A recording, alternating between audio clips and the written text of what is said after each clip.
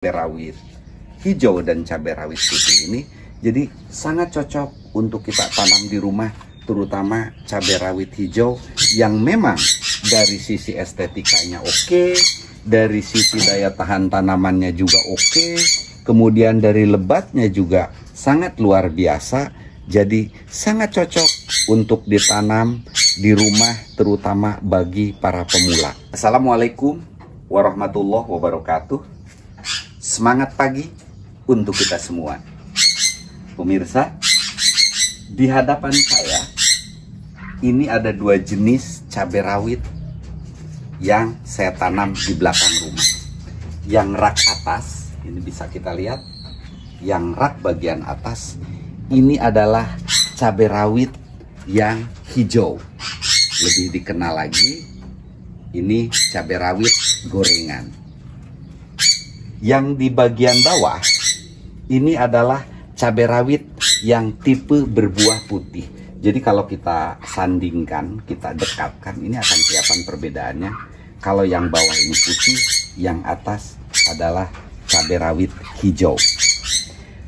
Maksud saya menjelaskan pada video ini tentang dua jenis ini, saya coba akan review dari pengalaman yang saya lakukan penanaman dua jenis ini adalah dua-duanya cocok untuk kita kembangkan, untuk kita tanam di polybag atau di pot untuk di rumah kita. Itu yang paling penting. Lalu, apa sih kelebihan dan kekurangan dari dua jenis cabai ini? Pertama, kelebihan cabai rawit hijau, buahnya lebat, kemudian perawatannya jauh lebih tahan dibanding yang putih. Dia lebih tahan untuk keritingnya, untuk hama penyakit lainnya, lebih tahan dibanding dengan yang putih. Itu keunggulan yang pertama. Kemudian yang kedua, pertumbuhannya tidak terlalu besar. Jadi ketika kita berikan tempat yang tidak terlalu besar, kayak ini hanya polybag 25, dia masih bisa tumbuh dengan bagus, pendek, dan rimbun. Walaupun tidak terlalu rimbun. Nah, kita bisa lihat di sini buah-buahnya cukup lebat, walaupun tanamannya ada yang kecil, ada yang besar, tapi buahnya cukup lebat. Dan keunggulan kedua, ketika sudah matang merahnya berbeda. Untuk cabai rawit hijau ini merahnya dia lebih ngejreng, walaupun buahnya kecil. Jadi itu keunggulan daripada cabai rawit hijau. Kalau kita ingin coba tanam di rumah, buahnya tegak ke atas, kalau sudah matang merah begini, jadi dari sisi estetikanya juga ada. Sangat bagus, bisa menjadi hiasan juga di rumah. Nah, ini untuk cabai rawit hijau. Yang kedua, untuk cabai rawit putih, dari sisi daya tahan, jika dibandingkan dengan yang cabai rawit hijau, kalah. Lebih tahan yang cabai rawit hijau. Tapi ini pun dibandingkan dengan jenis lain, bahwa cabai rawit putih ini lebih tahan yang jenis ini dibanding dengan jenis lain. Keunggulannya bahwa cabai rawit yang putih ini buah lebih besar daripada cabai rawit hijau. Kemudian ketika matang warnanya tidak merah menyala, dia merah agak ngeping, tidak terlalu merah nyala seperti cabai rawit hijau. Keunggulan yang lainnya, ketika buah belum matang, untuk cabai rawit putih ini kelihatan jelas karena warnanya berbeda dengan daun, beda dengan cabai rawit hijau yang memang kalau belum matang warna buah walaupun lebat itu tidak terlalu kelihatan karena warnanya hampir sama dengan daun, bisa kita lihat seperti ini.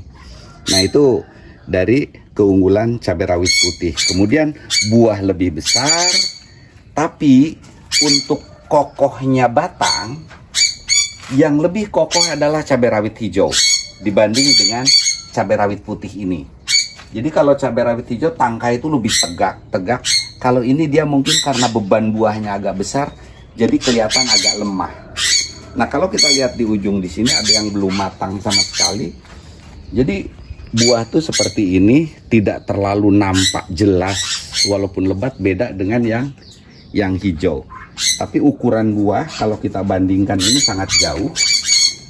Kalau kita bandingkan seperti ini, jadi buah yang putih itu jauh lebih besar, kalau yang hijau tidak. Jadi sekali lagi, batang lebih kokoh rawit yang hijau. Nah, itu dari sisi kualitas buah dan pohon. Kemudian dari sisi pertumbuhan, dari pengalaman kami kemarin, cabai rawit hijau jauh lebih cepat berbuahnya. Pertumbuhan pohonnya jauh lebih cepat dibanding cabai rawit putih. Karena boleh dibilang cabai rawit hijau seperti ini tahan banting dan sangat cocok untuk pemula. Sedikit saya ulas untuk media seperti sudah saya bahas pada video-video sebelumnya. Ini hanya campuran sekam mentah, pupuk kandang, dan tanah itu dengan perbandingan 1:1:1. Pupuk yang digunakan sederhana aja, sering juga kita ulang-ulang. Kita selalu menggunakan NPK 16 di masa pertumbuhan, dan ketika di masa pembuahan itu kita gunakan NPK buah atau bisa gunakan juga MKP. Banyak sudah kita jelaskan praktek-praktek cara penggunaannya. Tapi kalau toh memang butuh untuk teknis penanaman dari awal sampai akhir secara beruntun, silahkan komen dan nanti akan kita buatkan videonya khusus untuk yang itu. Kembali ke cabai rawit hijau dan cabai rawit putih ini, jadi sangat cocok untuk kita tanam di rumah, terutama cabai rawit hijau yang memang dari sisi estetikanya oke, dari sisi daya tahan tanamannya juga oke, kemudian dari lebatnya juga sangat luar biasa. Jadi sangat cocok untuk ditanam di rumah, terutama bagi para pemula. Sebagai tambahan untuk pengendalian hama dan penyakit, karena ini ya di lingkungan rumah mungkin situ lingkungannya masih agak steril, saya hanya menggunakan Regen dan Antrakol. Itu pun tidak seminggu sekali, jarang-jarang kita semprotkan karena lingkungannya masih aman dan masih steril. Jadi kita masih mendapatkan buah-buah cabai yang cukup sehat seperti ini. Mungkin itu yang dapat kami sampaikan. Silahkan komen, kita akan buatkan video-video berikutnya. Mudah-mudahan bermanfaat.